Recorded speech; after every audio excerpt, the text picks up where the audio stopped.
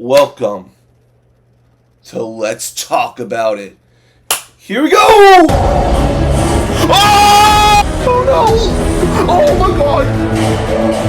No way!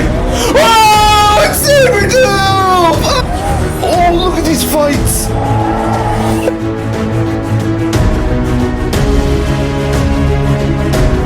Hey guys, what is up? Welcome back to Let's Talk About It, the show where we talk about everything going on in the movie, TV, and video game world. I am your host, Infinity, and I go out and find the topics I'm interested in, topics that I want to share with you guys that I want to give my thoughts on. And with all that out of the way, we're going to start off with our first topic here today, and that is this. We have a show called Lanterns coming, and we got a bunch of news on this Lantern show coming out. We've got rumors, that Josh Brolin was offered the role, and then he recently turned it down.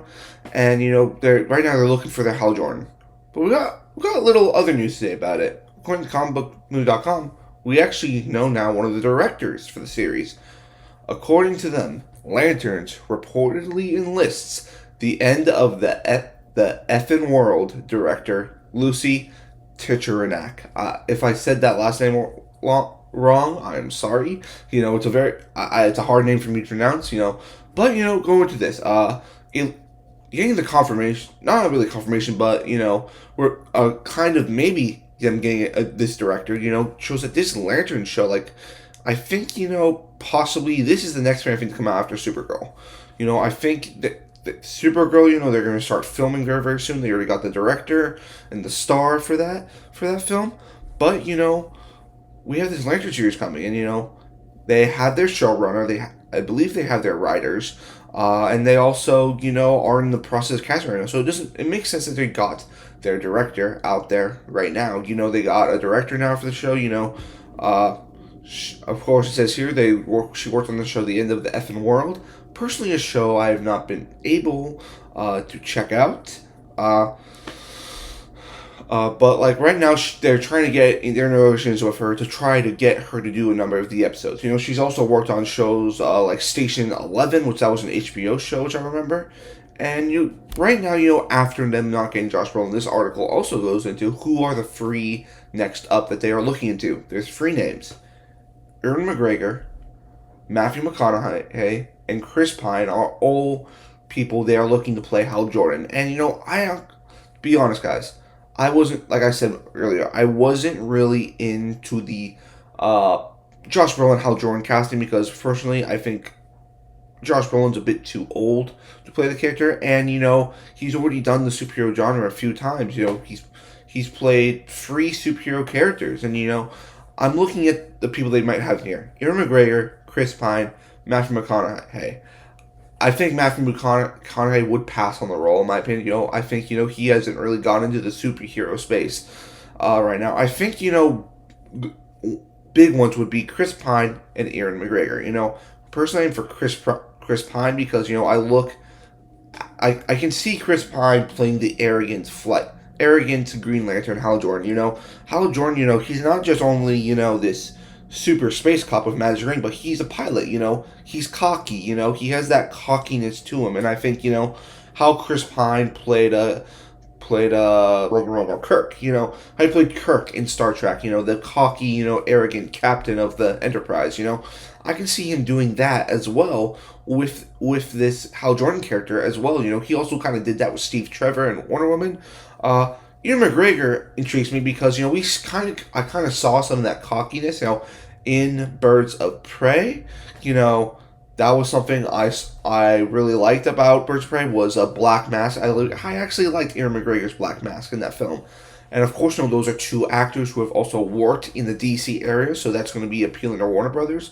For Matthew McConaughey, I just don't really see him as a Hal Jordan. I can see Matthew McConaughey as a playing the role. I can see Matthew McConaughey as a Hal Jordan. I just don't see him really taking the role because I feel like it's not really a superhero role. I don't really see Matthew McConaughey ever taking because he is an award-winning actor. Not saying that it's beneath him to take. It's just that I've never really seen him do a project like this before. But But guys, what do you think? We got a director for the show, Lanterns, and we also have an idea on who they might be looking next to play the role of Hal Jordan. Leave your comments down below if you want anything to talk about this topic. And let's move on to our second topic here today. And this one is this. The Marvels was a film that I think was okay. I wasn't terrible. There were things I definitely did not like about the film. But I didn't like it. And a lot of people did not like it. That can be reflected in its box office. But one of the biggest pops in that movie that people remember is that Mr. Kelsey Grammer returned to play Beast in that film. Yes, Kelsey Grammer came back. And we've all been wondering, was that really just a throwaway cameo? Or was it maybe something important? Well, according to Kelsey Grammer, we haven't seen the last of him. According to him, on the comicbookmovie.com website, Kelsey Grammer confirms conversations about returning as Beast following the Marvels cameo. Now, this is really exciting to hear because it was a huge pop in my theater when Hank McCoy showed up in that Marvels post-credit scene. And I was very excited to see it. And it was never clarified what universe this was. Was this Deadpool's universe or was this another universe? And it was a fully CGI Beast. Now, the thing I think they're talking to him about is possibly appearing in Secret Wars or Doomsday. I think, like I've said before, Secret Wars and Doomsday is going to be a lot of that movie is going to be a lot of legacy actors returning back, I think, for this film. I think we could possibly see the entire original X-Men team, comprised of Cyclops, Jean Grey, Storm, Wolverine, maybe Anna Paquin's Rogue, all those original actors coming back to play those roles, and maybe they're going to look more like the X-Men characters we know from X-Men 97 in the comics, because that's what they kind of did with Beast. That's kind of what the MCU's been doing with the X-Men, we got a comic accurate Gambit look, we got a comic accurate Beast look, comic accurate Wolverine look, and now we got comic accurate Deadpool as well. They're kind of, doing this because fans always wanted to see these characters portrayed in their original forms, in the comics and TV shows, not just in the black skin tight suits. They want to see them, wearing their iconic looks, and I think Marvel's trying to give the fans that. And I think it would also be, Secret Wars is going to be a send-off to the legacy of Marvel. A lot of people don't like the multiverse. I'm kind of somewhat, I don't really love the multiverse, but I don't hate it. But I think, these movies bringing back these actors is going to be a last hurrah song for these guys, saying okay, we kind of never got to say goodbye to Cyclops. We never got to say goodbye to Nicolas Cage's Ghost Rider, never really got to say goodbye to Blade, Elektra, this is going to be a final goodbye to those centuries of films, back when 20th Century Fox was doing the X-Men, Fantastic Four. It's all going to be a love letter, I believe, to the legacy of Marvel, and I'm here for it. So guys, what do you think? Kelsey Grammer says he's in conversations about returning for a Marvel film. Leave your comments down below and tell me your thoughts on this topic. And let's move on to our third topic here today. That one is this. There's been a lot of talk about Elizabeth Olsen this week. About, is she going to come back as Scarlet Witch? Or is she going to not come back as character? I have my suspicions on how she can make a return. I've voiced it. I've talked about, going the route of the Children's Crusade comic book, which is one of my favorite comic books I've read in my life. I've read that comic so many times. But, a lot of people don't really know that comic. It's a very much unknown comic, in my opinion. It came out, when I was probably in middle school, 14, 15, but that doesn't mean there's an opportunity for Scarlet Witch to come back. According to comicbookmovie.com, Scarlet Witch, new report may confirm plans for solo movie, Jack Schaefer and Megan Donnelly pending script. Now, this is all a rumor, it's not nothing. This is not confirmed, This was all thought about because of a Production Weekly. If you guys don't know what Production Weekly is, Production Weekly is a it's a page that tells you where movies and projects are shooting. Like the name says, Production Weekly updates about certain projects. where they're going to film, and like the dates that that people apply to get these productions up and running. And according to this report, they looked at, there was a project that highlighted a solo Scarlet Witch movie that is most likely coming in 2026. Now, my thing is this a good idea? Yes, but in a certain way I would like it to be told. Like I said before this topic started, you go the route of the Children's Crusade. Now, if you guys don't know what the Children's Crusade is, it is mostly a Young Avengers comic, but the story is about really Wanda's son, Billy Maximoff, and how the Avengers and the whole world is afraid that he's going to turn into the next Scarlet Witch. Because Scarlet Witch in the comics is a lot more like a world threatening than I felt she was in the movies. She altered reality to create a world where mutants were the rulers of the world, and while humans were kind of the mutants of that society. Very, very great comic. If you haven't read House of M, go read it. It's amazing. But the whole thing was, it was about the twins. I think it's Billy and Tommy discovering their heritage, and this story, revolving around Scarlet Witch. And you had a lot of big things there. You had Doctor Doom show up. Doctor Doom was going to marry Wanda Maximoff in this comic, because Wanda Maximoff forgot who she was. The final spell she cast made her forget who she was. And if they go that route, I would be so thrilled, because you also got Wonder Man in that story, which we know Wonder Man's coming as well. Vision, there was a version of Vision in that story, and it was also a Young Avengers story, but really it was a Scarlet Witch story. And, we also got some Avengers vs. X-Men in that comic as well. It had all these different shades of all from characters across the Marvel Universe. It's a very good comic, and I like, after the Multiverse of Madness film, I always thought to myself, with the way they ended it, they could really go into the Children's Crusade. Right now, Wanda, I still believe Wanda is alive in the MCU, but I think she's alive and she's off, in a village close to Wendigo. Because in the comics, Wanda Maximoff was born in Wendigo. She was burned out with a twin brother. And before, they could go. They did kind of, the Sokovia route was kind of different from the comics, but I think it would be really cool just to dive in more to this character of Scarlet Witch, because, in my opinion, Scarlet Witch is one of the a lot of people's favorite characters on MCU. I've liked Scarlet Witch ever since I saw her in Age of Ultron. I knew that they would go this route one day with her kind of turning evil, her kind of going mad because she wants her family back, and there's so much more I think you can now do with the Scarlet Witch character. There's so many more stories you can tell. You can tell more of the supernatural side of Wanda, or since now X-Men's becoming more and more a stand in this Marvel universe, you could go in and tell maybe a Scarlet Witch mutant movie, because we do know that possibly the next phase of the MCU is the mutant saga. That's a perfect way to introduce Scarlet Witch's mutant abilities. Tell her, you're not only magic, but you're also born of a mutant. One of the most powerful mutants to ever exist in Eric Lyncher in Magneto. But that's just my thing.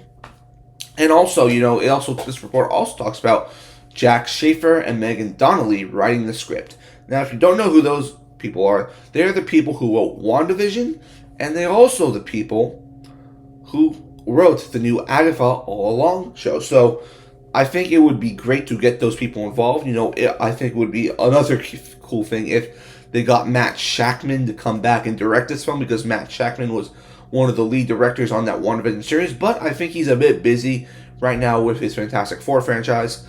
But what do you guys think? Do you think this is a good idea to do a Scarlet Witch movie? And are you possibly excited for Elizabeth Olsen to come back and play this character and dive more into the world and the character of the Scarlet Witch? Leave your comments down below, and let's move on to our final topic here today. That one's this. Spider-Man. I feel like this entire week we've talked about Spider-Man, honestly. If that's into the other Let's Talk About videos, getting our confirmation of the director for Spider-Man 4, from the Spider-Verse, news about the film still going on, and then also we got the Venom free trailer this week. I'm calling it Venom free because I don't think The Last Dance is the best title for the film. But in that in that Venom trailer, we got the confirmation that Knull, the god of the symbiotes, is coming back. Well, according to the comicbookmovie.com, Knull might be sticking around for a little while, guys. According to them, Spider-Man 4 will reportedly feature Spidey teaming up with Tom Hardy's Venom to battle.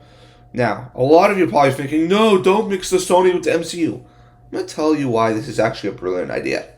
We're going to go down and why I'm telling you why. Now, we've all been told that the Venom Last Dance film is the last Venom film. But there's never been confirmation saying that this is the last time we are going to see Venom. I think Venom, The Last Dance, is not going to be about him fighting Knull.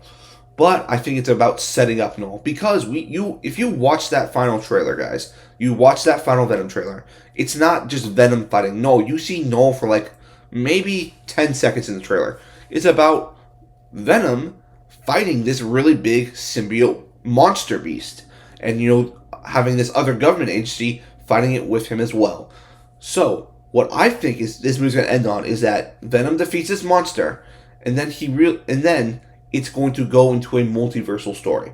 Now, we've heard reports as well that this Spider-Man movie has shades of multiverse in it, when a lot of people do want this to be street level. I do think, they're going to try to do a little bit of both in the Spider-Man 4 movie.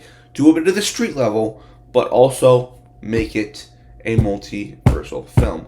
I think in this movie, the villain for this Spider-Man 4 movie is going to be Knull. I do think Knull is going to be the villain because, according to this report, it's saying that it's going to be a film where Eddie Brock is actually going to go back to the MCU, and because there's been shots of Tom Hardy in New York shooting things for Venom. They're doing They just started doing reshoots. They just started doing a little bit more reshoots for the film. And I think he's going to New York to recruit Spider-Man. Because you do remember, possibly Eddie Brock, I think, is going to find out who Spider-Man is. I think Venom already knows who Spider-Man is. And I think Knull is going to be seeking out the multiverse to corrupt his symbiote energy and his symbiote children across the multiverse to possibly destroy, to cover the universe in darkness. And I think it presents a really cool opportunity to finally get the thing we've been wanting. A Spider-Man and Venom versus or team-up movie. Tom Hardy, I remember when they first announced Venom, Tom Hardy said, he says he wanted to fight Spider-Man or possibly team up with Spider-Man one day in a film. So, guys, I think, we are heading in the direction where Spider-Man 4 might not be totally street level, but if it's not street level, guys, I think this is a lot better. Personally, you guys know, I'm on the side of doing a smaller Spider-Man film, a street level movie. Because the multiverse element, I think we got that already with Andrew Garfield and Tobey Maguire coming back for that Spider-Man movie. I think that we kind of got their swan song bit. And, I really wanted, Tom Holland to be on his own. Now, I said multiverse, I did not want them to go back to Andrew and Tobey for them to come back. I wanted a grand film. The multiverse stuff they're talking about in this article of Venom coming over actually gets me excited because I think this could really work. I think it's going to give the fans something they've been wanting to see for a while with Venom and Spider-Man together. And I think you set up a bigger threat than you have in the last film with Knull. But guys, this is all rumor. This is all rumor right now. This is, reportedly just a rumor going around that, Knull will be the big bad for Spider-Man 4. But what do you guys think? Do you think this is a great idea for Spider-Man 4, or do you prefer more the street-level contained story? Leave your comments down below, like the video, and thank you guys so much for watching. Make sure you go check out all the other content on our channel, and subscribe as well. And I'll see you next time, guys. Peace.